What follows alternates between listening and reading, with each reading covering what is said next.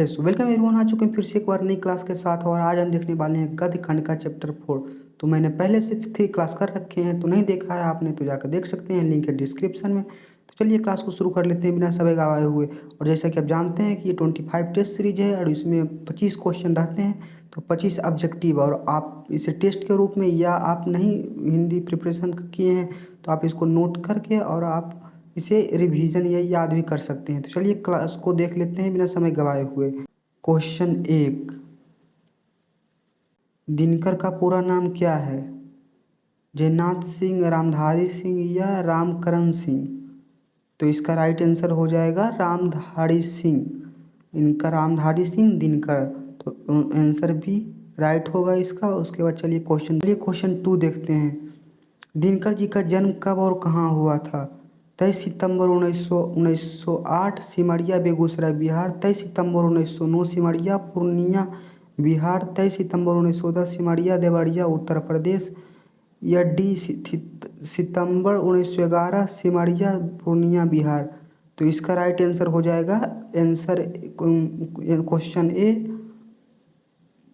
23 सितंबर 1908 में सिमरिया बेगूसराय बिहार में रामधारी सिंह दिनकर का जन्म हुआ था।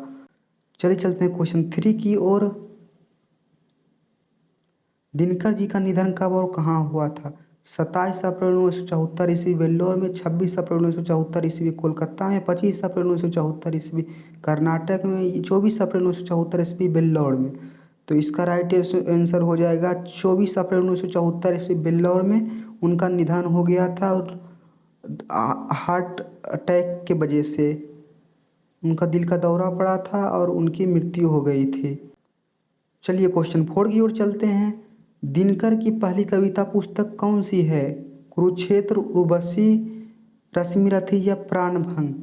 तो दिनकर जी का पहले कविता पुस्तक प्राणभंग है। इसका आंसर हो जाएगा डी। चलिए चलते हैं क्वेश्चन नंबर 5 की ओर। नारी का जीवन मरण किस पर टिका है? पुरुष पर, ईश्वर पर, स्वयं पर, समाज पर? तो इस कहानी में अर्धनारीश्वर में दिया है कि इस मतलब नारी का जीवन मरण पुरुष पे टिका है, तो इसका आंसर हो जाएगा ए। चलिए चलते हैं क्वेश्चन 6 की ओर। तो पहले से आपने 3 वीडियो नहीं देखा है तो जाके आप देख सकते हैं, हमने 3 क्लास कर रखे हैं ऑब्जेक्टिव का 25 टेस्ट सीरीज का। तो चलिए चलते हैं क्वेश्चन 6 देख लेते हैं। दिनकर किस युग के कवि माने जाते हैं? छायावाद का, द्विवेदी युग का, भारतेंदु युग का या छायोत्तरवाद का? तो इसका राइट आंसर हो जाएगा डी। चलिए चलते हैं क्वेश्चन नंबर 7 की ओर। दिनकर की सर्वश्रेष्ठ काव्य रचना कौन सी मानी जाती है? कुरुक्षेत्र, हुंकार, रेणुका या संबत्ति? तो इसका राइट आंसर हो जाएगा कुरुक्षेत्र। कुरुक्षेत्र में बहुत सी अच्छी अच्छी कविताएं हैं, जो आपने बहुत सारी तो सुन भी रखी होंगे।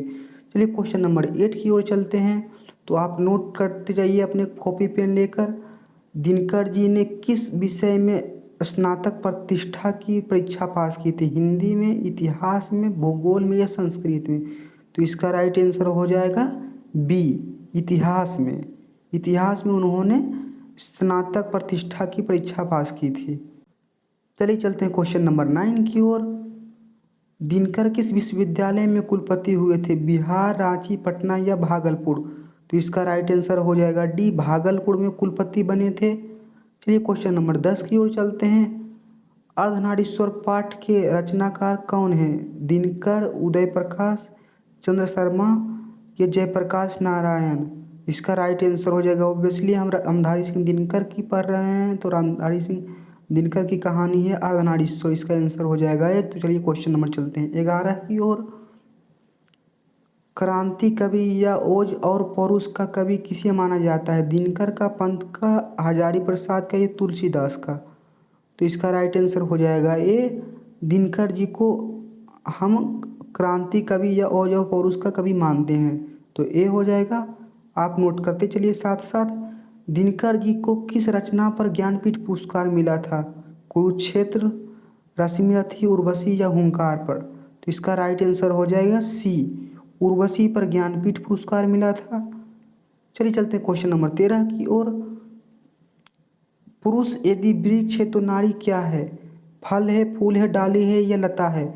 तो इस कहानी में दिया हुआ है कि पुरुष यदि वृक्ष है तो नारी लता है। क्वेश्चन डी राइट आंसर हो जाएगा। चलिए चलते हैं क्वेश्चन नंबर 14 की ओर। नारी की पराधीनता कब शुरू हुई? कृषि आविष्कार से, उद्योग आविष्कार से, या रेल का विस्तार से, या नगर का निर्माण से? तो इसका राइट आंसर हो जाएगा कृषि का आविष्कार से। जब से कृषि का आविष्कार हुआ तब से नारी पराधीन हो गई।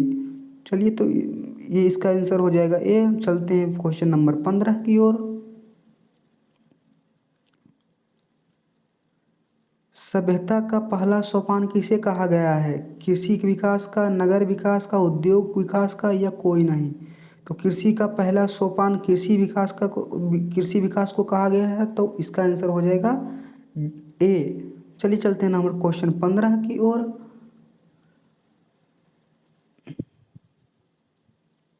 चलिए चलते हैं क्वेश्चन नंबर 16 की ओर। अर्धनारीश्वर किससे कहा जाता है? शंकर, इंद्र, विष्णु इंद्र, या ब्रह्मा? तो शंकर इंद्र। माफ करिए, यहाँ पर इंद्र नहीं होगा, सिर्फ शंकर होगा। शंकर और पार्वती को अर्धनारीश्वर कहते हैं, तो इसका राइट आंसर हो जाएगा शंकर। तो आप सुधार लेंगे, इसका राइट आंसर हो जाएगा शंकर, इंद्र नहीं होगा। इसमें टाइपिंग एरर कर दिया है। चलिए चलते हैं क्वेश्चन नंबर 17 की ओर। नर यदि नदी का प्रवाह है तो नारी क्या है?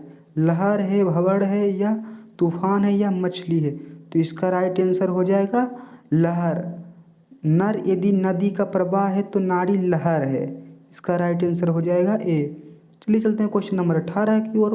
पत्नी पति को किस दृष्टि से देखती है?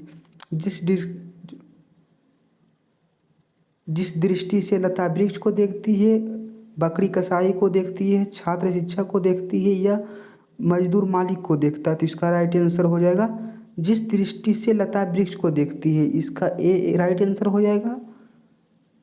चलिए चलते हैं क्वेश्चन नंबर 19 की ओर। प्रेमचंद के अनुसार पुरुष में नारी का गुण आने पर वह क्या बन जाता है? दानव, देवता, पुरुष, पक्षी? तो पुरुष में नारी का गुण आने से वह देवता बन जाता है। इस कहानी में दिया हुआ है कि यदि पुरुष में नारी का गुण जो आता है तो पुरुष देवता बन जाता है। तो आप बताइएगा, आप में नारी का गुण है? कमेंट करके बताइएगा, तो अभी आप देवता बन सकते हैं। Question number 20। भारत चीन युद्ध के क्रम में दिनकर ने कौन सी रचना रची? हुंकार, रेणुका, कुरुक्षेत्र, या परशुराम की प्रतीक्षा? तो इसका राइट आंसर हो जाएगा परशुराम की प्रतीक्षा उन्होंने लिखा था 1972 में, जब चीन से युद्ध हो रहा था तब। तो चलिए चलते हैं क्वेश्चन नंबर 21 की ओर। दिनकर को किस रचना पर साहित्य अकादमी पुरस्कार मिला? उर्वशी पर, अर्धनारीश्वर पर, संस्कृत के 4 अध्याय पर, यह शुद्ध कविता की खोज? तो इसका राइट आंसर हो जाएगा संस्कृत के 4 अध्याय। इसी पे उनको साहित्य अकादमी पुरस्कार मिला था। चलिए क्वेश्चन नंबर 22 की ओर चलते हैं। नारी और नर को क्या माना है? एक ही धर्म में ढली हुई 2 प्रतिमाएं, एक ही समाज की 2 धाराएं, एक ही सिद्धांत की 2 शाखाएं, या एक ही धर्म की 2 मार्ग? तो इसका राइट आंसर हो जाएगा एक ही धर्म की 2 प्रतिमाएं, एक ही धर्म में ढाली हुई 2 प्रतिमाएं। इसका आंसर हो जाएगा ए राइट। तो चलिए चलते हैं क्वेश्चन नंबर 23 की ओर। आनंद कौन था? बुद्ध का शिष्य था, विश्वामित्र का शिष्य था, महावीर का शिष्य था, या वशिष्ठ का शिष्य था? तो आनंद के बारे में आप सभी लोग जानते हैं कि महात्मा बुद्ध का शिष्य आनंद था। आनंद महात्मा बुद्ध का प्रिय शिष्य था, तो इसका आंसर हो जाएगा ए राइट। चलिए देखते हैं क्वेश्चन नंबर 24। बुद्ध और महावीर नारियों को कौन सा अधिकार दिया? प्रचारक बनने का, पढ़ाई करने का, घर बनाकर रहने का, या भिक्षुणी बनने का? तो इसका राइट आंसर हो जाएगा डी, भिक्षुणी बनने का उन्होंने अधिकार दिया था। बौद्ध और धर्म दोनों, बुद्ध और महावीर दोनों ने भिक्षुणी बनने का अधिकार नारियों को दिया था। चलिए देख लेते हैं क्वेश्चन नंबर 25। तो आप यहाँ तक जुड़े हुए हैं साथ में, तो आपके लिए सरप्राइज भी है, तो आप सरप्राइज लेके ही जाइएगा। और आप पहली बार जुड़े हैं तो आप चैनल को सब्सक्राइब कर सकते हैं, और अपने दोस्तों को ये बता सकते हैं कि हाँ टेस्ट होता है तो आप टेस्ट दे सकते हैं, या ऑब्जेक्टिव नोट डाउन करके अपने प्रिपरेशन में में बहुत अच्छा कर सकते हैं, प्रिपरेशन को बहुत अच्छा कर सकते हैं। चलिए क्वेश्चन नंबर 25 की ओर चलते हैं। पुरुष पुरुष यदि दिन की तेज धूप है तो नारी क्या है? शीतल जल, नदी की धाराएं, वृक्ष की छाया, शीतल चांदनी। तो इसका राइट आंसर हो जाएगा शीतल चांदनी, डी आंसर हो जाएगा राइट। तो चलिए सरप्राइज पार्ट आपके लिए आ गया है। तो सरप्राइज आपको हम क्या ही दे सकते हैं।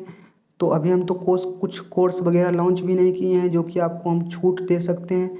तो आपके लिए सरप्राइज पार्ट ये रहेगा कि आपके लिए 1-2 क्वेश्चन हम एक्स्ट्रा देंगे ताकि आप प्रिपरेशन में और अच्छी प्रिपरेशन कर सकें और अपनी तैयारी की और बेहतर कर सकें। तो 1-2 क्वेश्चन एक्स्ट्रा रहेगा और तो वही आपके लिए सरप्राइज है और आप अभी हम आपके लिए यही दे सकते हैं। चलिए देख लेते हैं सरप्राइज पार्ट।